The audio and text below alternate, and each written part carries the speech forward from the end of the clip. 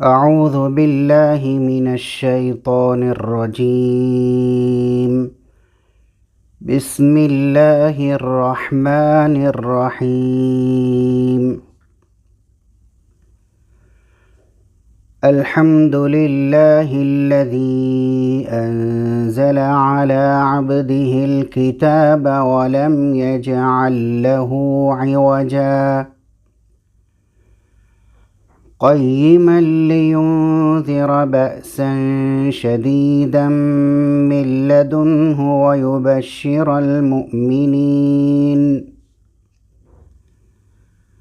ويبشر المؤمنين الذين يعملون الصالحات أن لهم أجرا حسنا ماكثين فيه أبدا وينذر الذين قالوا اتخذ الله ولدا ما لهم به من علم ولا لآبائهم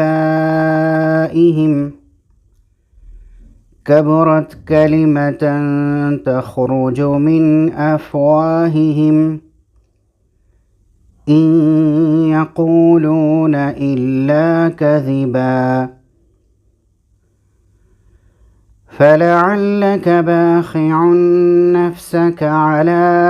آثارهم إن لم يؤمنوا بهذا الحديث أسفا إنا جعلنا ما على الأرض زينة لها لنبلوهم أيهم أحسن عملا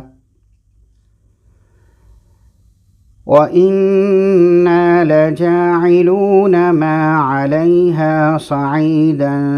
جرزا أم حسبت أن أصحاب الكهف والرقيم كانوا من آياتنا عجبا إذ أوى الفتية إلى الكهف فقالوا ربنا آتنا من لدنك رحمة وهيئ لنا من أمرنا رشدا فضربنا على آذانهم في الكهف سنين عددا ثم بعثناهم لنعلم أي الحزبين أحصى لما لبثوا أمدا نحن نقص عليك نبأهم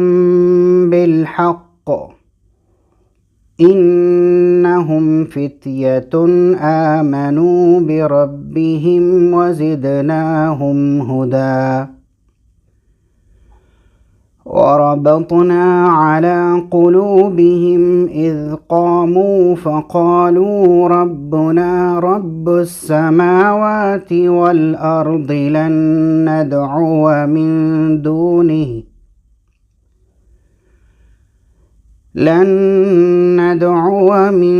دونه إلها لقد قلنا إذا شططا هؤلاء قومنا اتخذوا من دونه آلهة لولا يأتون عليهم بسلطان بين فمن أظلم ممن افترى على الله كذبا وإذ اعتزلتموهم وما يعبدون إلا الله فأووا إلى الكهف ينشر لكم ربكم من رحمته ويهيئ لكم من أمركم مرفقا وترى الشمس إذا طلعت تزاور عن كهفهم ذات اليمين وإذا غربت تقرضهم ذات الشمال وهم في فجوة منه ذلك من آيات الله من يهد الله فهو المهتد ومن يضلل فلن تجد له وليا مرشدا وتحسبهم أيقاظا وهم رقود ونقلبهم ذات اليمين وذات الشمال وكلبهم باسط ذراعيه بالوصيد لو اطلعت عليهم لوليت منهم فرارا ولملئت منهم رعبا وكذلك بعثناهم ليتساءلوا بينهم قال قائل منهم كم لبثتم قالوا لبثنا يوما أو بعض يوم قالوا ربكم أعلم بما لبثتم فابعثوا أحدكم بورقكم هذه إلى المدينة فلينظر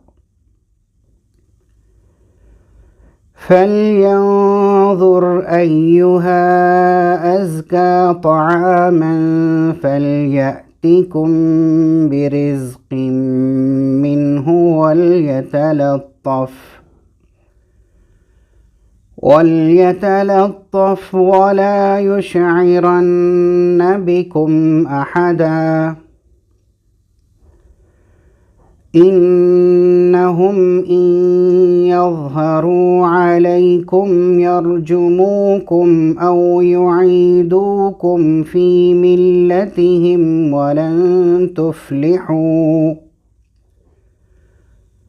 ولن تفلحوا إذا أبدا وكذلك أعثرنا عليهم ليعلموا أن وعد الله حق وأن الساعة لا ريب فيها إذ يتنازعون بينهم أمرهم فقالوا ابنوا عليهم بنيانا ربهم أعلم بهم قال الذين غلبوا على أمرهم لنتخذن عليهم مسجدا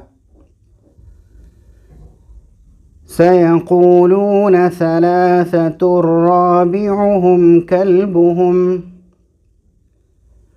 ويقولون خمسة سادسهم كلبهم رجما بالغيب ويقولون سبعة وثامنهم كلبهم قل ربي أعلم بعدتهم ما يعلمهم إلا قليل فلا تمار فيهم إلا مراء ظاهرا ولا تستفت فيهم منهم أحدا ولا تقولن لشيء إني فاعل ذلك غدا إلا أن يشاء الله واذكر ربك إذا نسيت وقل عسى أن يهديني ربي لأقرب من هذا رشدا ولبثوا في كهفهم 300 سنين وازدادوا 9 قل الله أعلم بما لبثوا له غيب السماوات والأرض أبصر به وأسمع ما لهم من دونه من ولي ولا يشرك في حكمه أحدا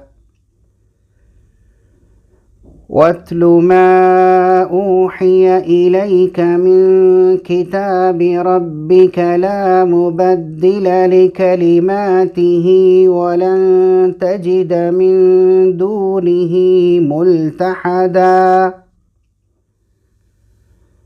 واصبر نفسك مع الذين يدعون ربهم بالغداة والعشي يريدون وجهه ولا تعد عيناك عنهم تريد زينة الحياة الدنيا ولا تطع من أغفلنا قلبه عن ذكرنا واتبع هواه وكان أمره فرطا وقل الحق من ربكم فمن شاء فليؤمن ومن شاء فليكفر إنا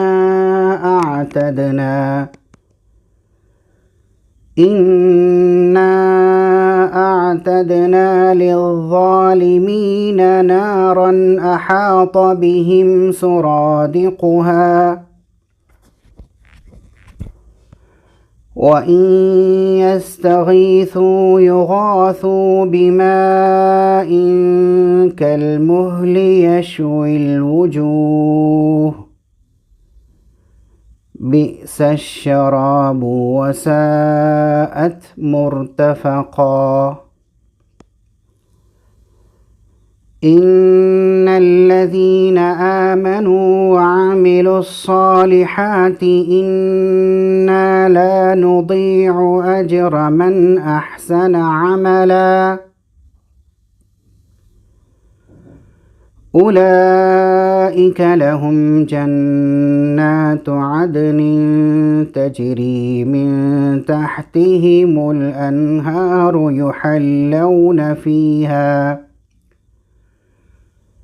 يحلون فيها من أساور من ذهب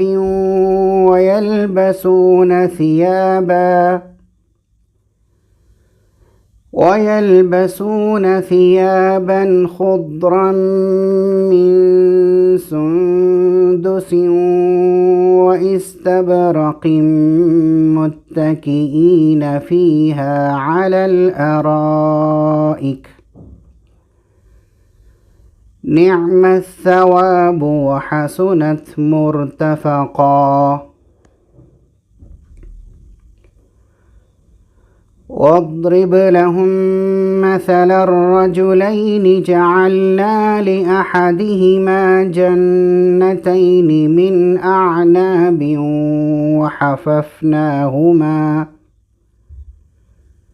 وحففناهما بنخل وجعلنا بينهما زرعا كلتا الجنتين آتت أكلها ولم تظلم منه شيئا وفجرنا خلالهما نهرا وكان له ثمر فقال لصاحبه وهو يحاوره أنا أكثر منك مالا وأعز نفرا ودخل جنته وهو ظالم لنفسه قال ما أظن أن تبيد هذه أبدا وما أظن الساعة قائمة ولئن رددت إلى ربي لأجدن خيرا منها منقلبا قال له صاحبه وهو يحاوره أكفرت بالذي خلقك من تراب ثم من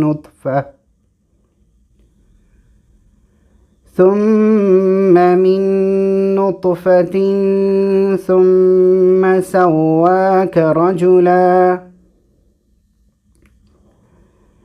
لكن هو الله ربي ولا أشرك بربي أحدا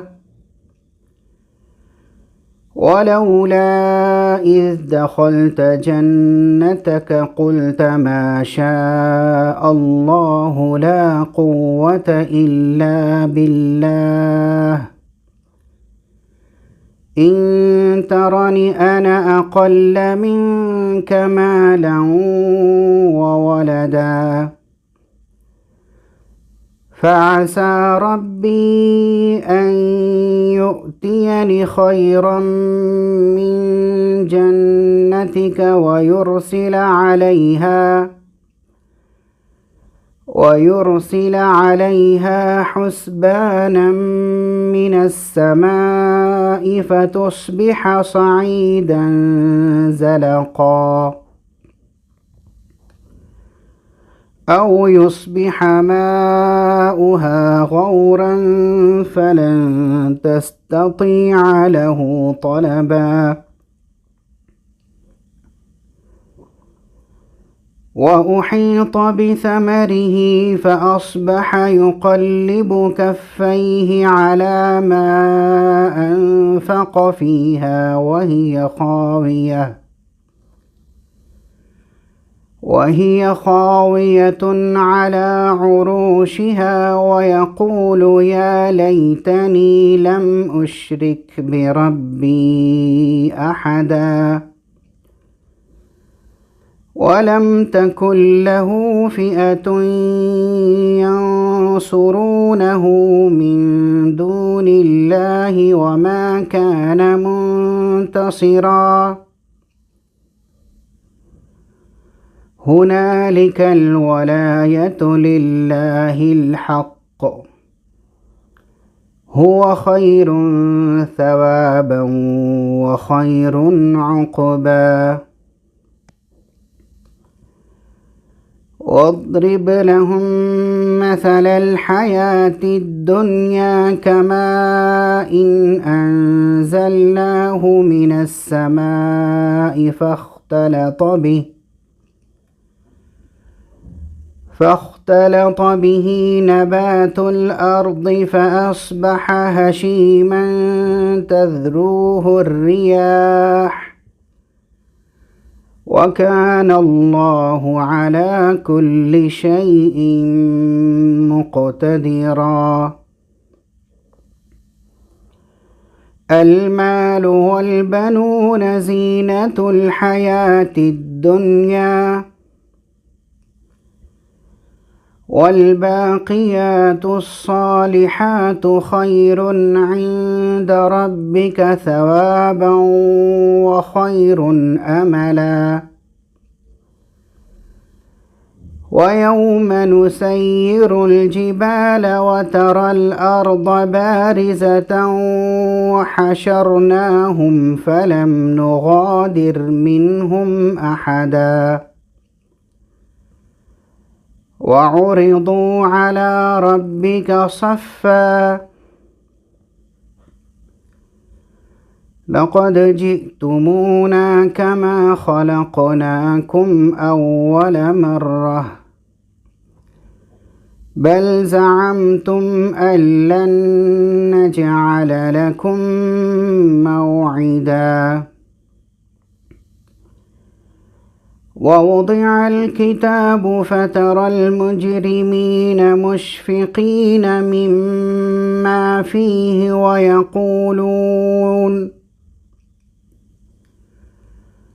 ويقولون يا ويلتنا ما لهذا الكتاب لا يغادر صغيرة ولا كبيرة إلا أحصاها ووجدوا ما عملوا حاضرا ولا يظلم ربك أحدا. وإذ قلنا للملائكة اسجدوا لآدم فسجدوا إلا إبليس كان من الجن ففسق عن أمر ربه أفتتخذونه وذريته أولياء من دوني وهم لكم عدو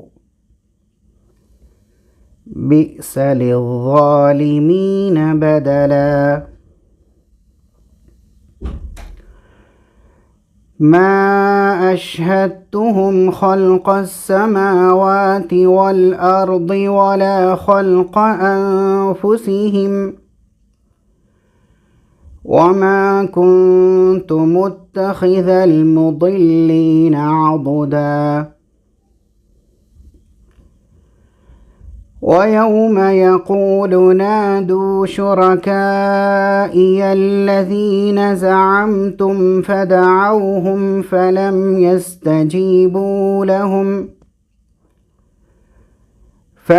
يستجيبوا لهم وجعلنا بينهم موبقا. ورأى المجرمون النار فظنوا أنهم مواقعوها ولم يجدوا عنها مصرفا. ولقد صرفنا في هذا القرآن للناس من كل مثل وكان الإنسان أكثر شيء جدلا. وما منع الناس أن يؤمنوا إذ جاءهم الهدى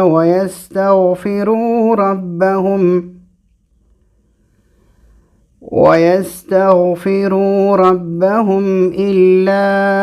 أن تأتيهم سنة الأولين أو يأتيهم العذاب قبلا.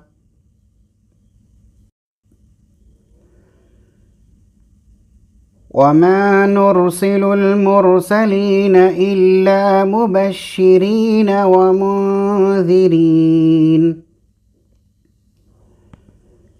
ويجادل الذين كفروا بالباطل ليدحضوا به الحق واتخذوا آياتي وما أنذروا هزوا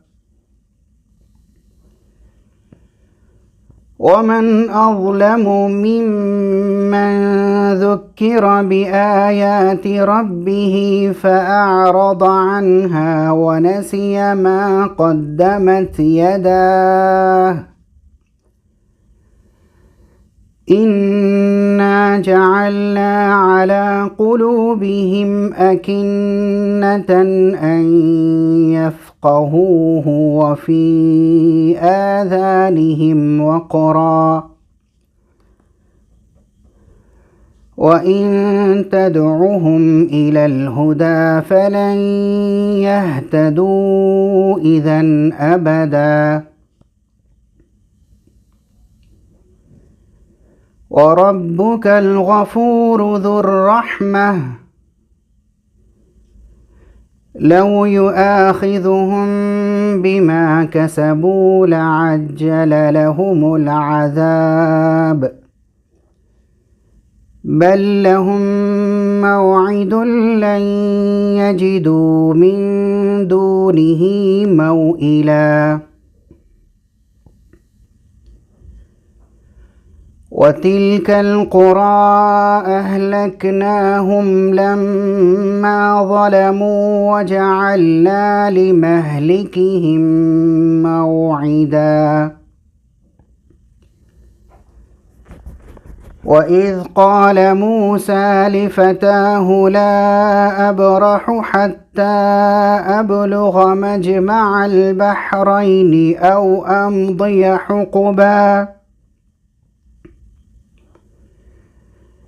فلما بلغا مجمع بينهما نسيا حوتهما فاتخذ سبيله في البحر سربا فلما جاوزا قال لفتاه آتنا غداءنا لقد لقينا من سفرنا هذا نصبا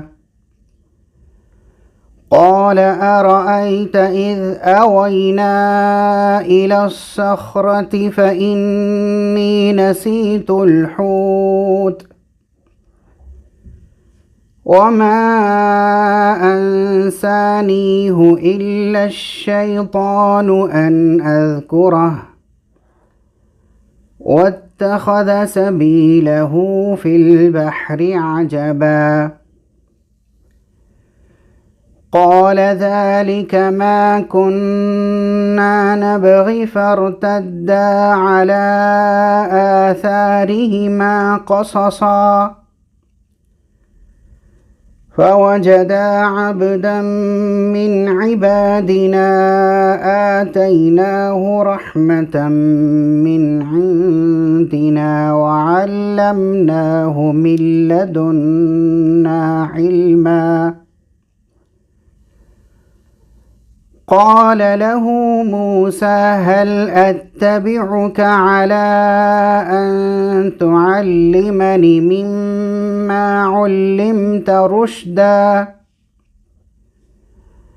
قال إنك لن تستطيع معي صبرا وكيف تصبر على ما لم تحط به خبرا قال ستجدني إن شاء الله صابرا ولا أعصي لك أمرا قال فإن اتبعتني فلا تسألني عن شيء حتى أحدث لك منه ذكرا فانطلقا حتى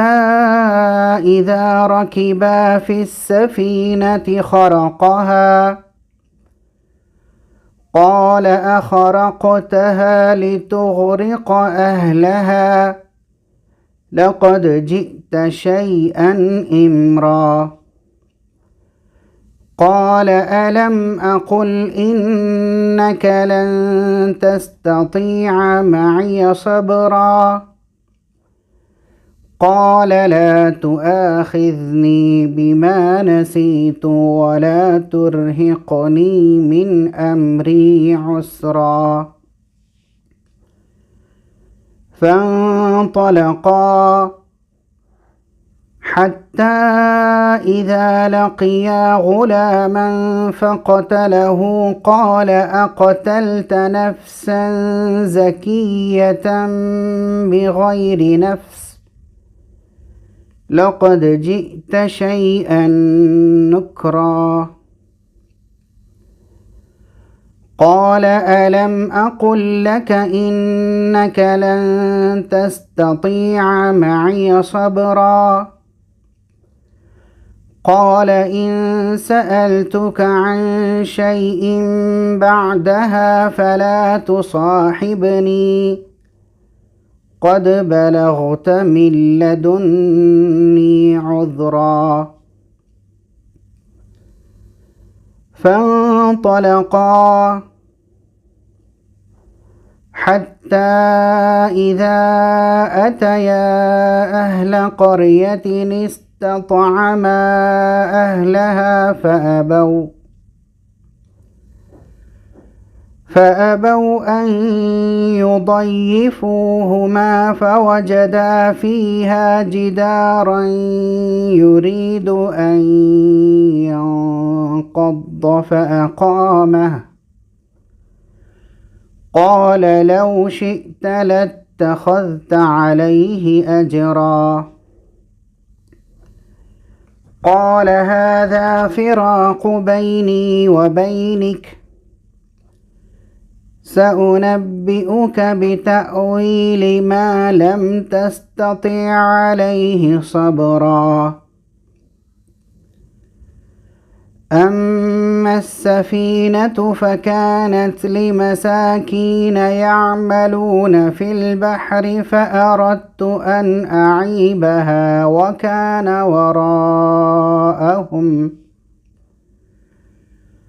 وكان وراءهم ملك يأخذ كل سفينة غصبا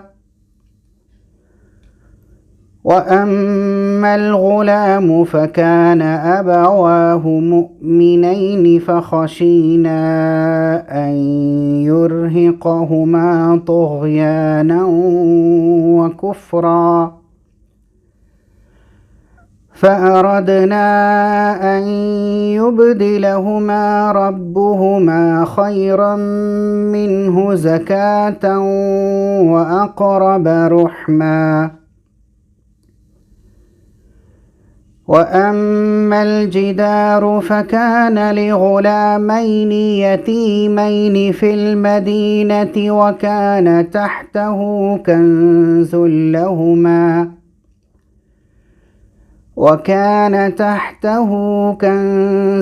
لهما وكان أبوهما صالحا فأراد ربك أن يبلغا أشدهما ويستخرجا كنزهما رحمة من ربك وما فعلته عن أمري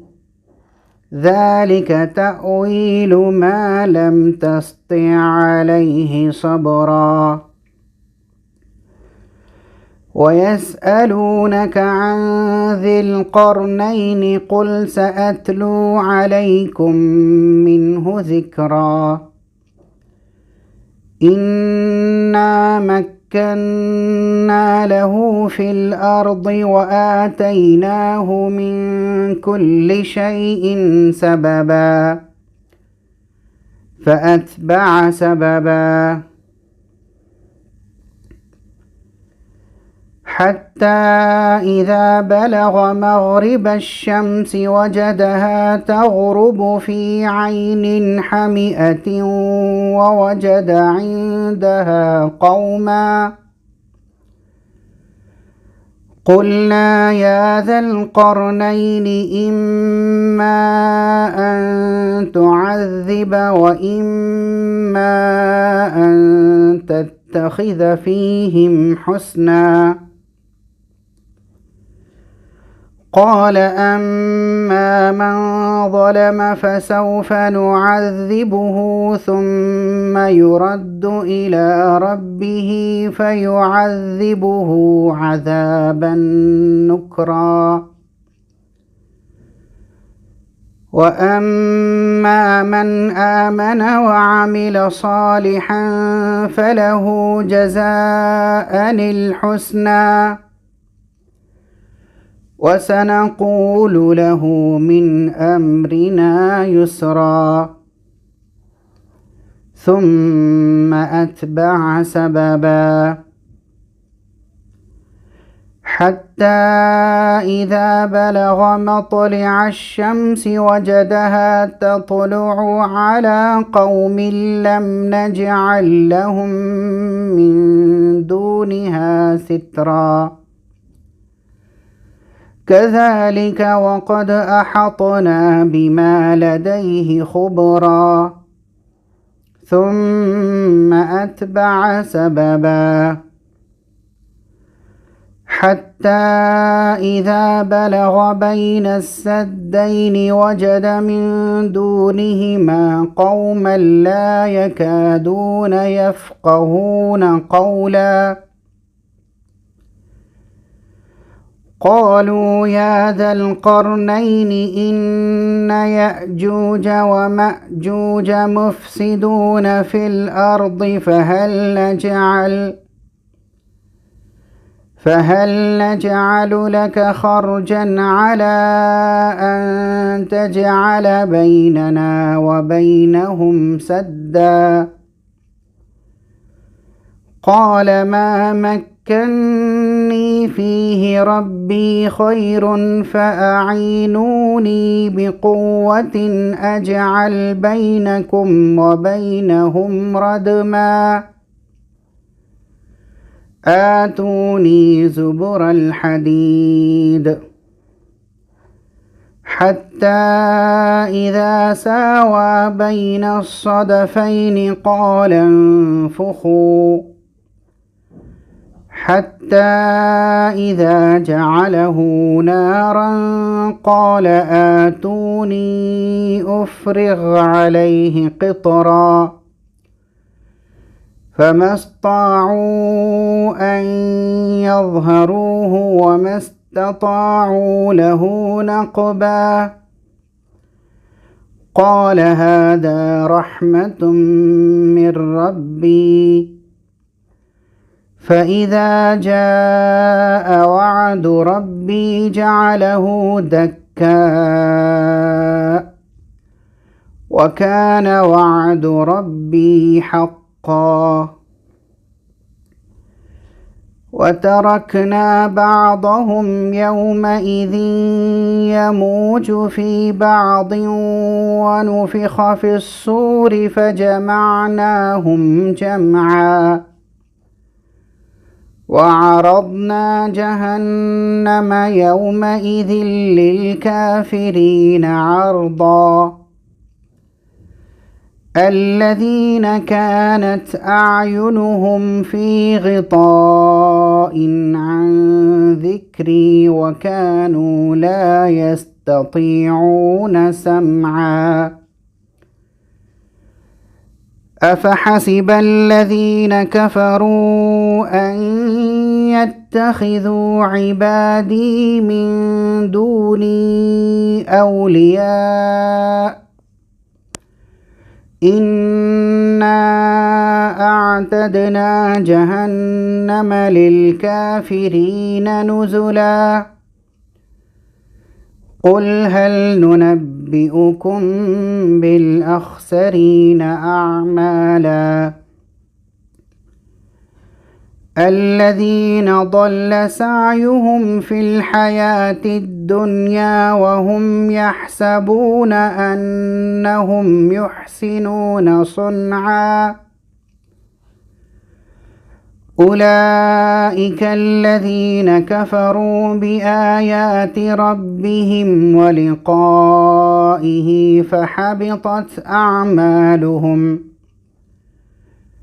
فحبطت أعمالهم فلا نقيم لهم يوم القيامة وزنا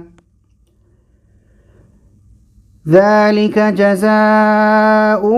جهنم بما كفروا واتخذوا آياتي ورسلي هزوا إن الذين آمنوا وعملوا الصالحات كانت لهم جنات الفردوس نزلا خالدين فيها لا يبغون عنها حولا قل لو كان البحر مدادا لكلمات ربي لنفد البحر قبل أن تنفد كلمات ربي ولو جئنا بمثله مددا قل إنما أنا بشر مثلكم يوحى إلي أنما إلهكم إله واحد فمن كان يرجو لقاء ربه فليعمل عملا صالحا ولا يشرك بعبادة ربه أحدا.